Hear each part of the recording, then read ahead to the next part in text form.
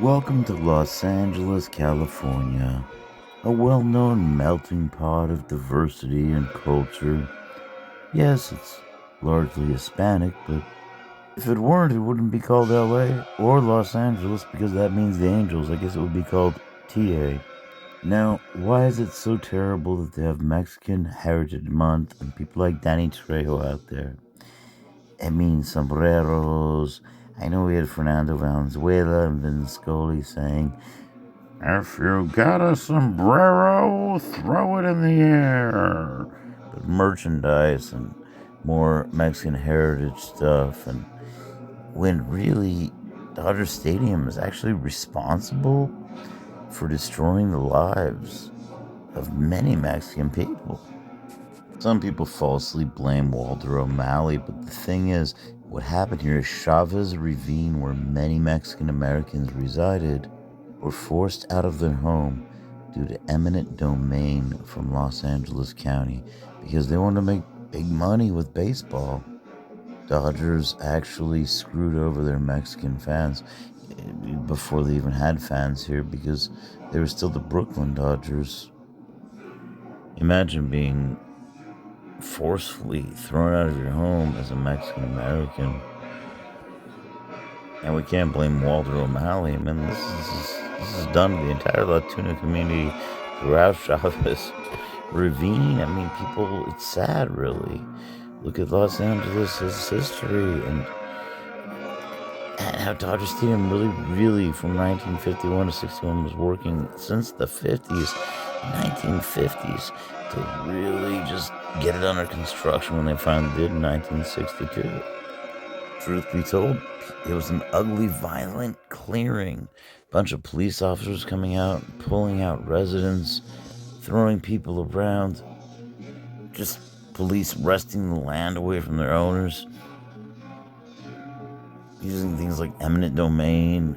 It was ugly, it was violent, it remains the kind of stuff that Los Angeles residents, including myself, we don't want to remember.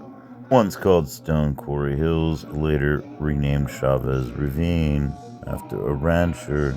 You can see these photos of Mexican American families who were living in these homes, and then you can see these other photos, where they're just having a great time, enjoying life in their homes. And these Mexican American families were forced out for money, for greed, by Los Angeles County with eminent domain. And that's when over a decade-long battle for the land began between the Mexican American residents and between the big corporations, basically, that were trying to, Elysian Park Stadium against the Dodgers. Okay, so in the early 1950s, the city began trying this, and people were not having it. And the Mexican Americans were like, this is our home, so it went on until 1962. That's when Norris Paulson came in. He became the new mayor of LA, and he opposed public housing as un-American. A lot of business leaders did because they wanted the land for private domain. They wanted to make money off of the land. So the Dodger vote led to forceful eviction. Now these people are living out in tents. Why? And why are sheriffs kicking down doors of these residents and destroying their property? Look at these photos. I mean, these people were happy residents, but no, Dodger Stadium must rise. The game, we have to see people hit a ball with a bat.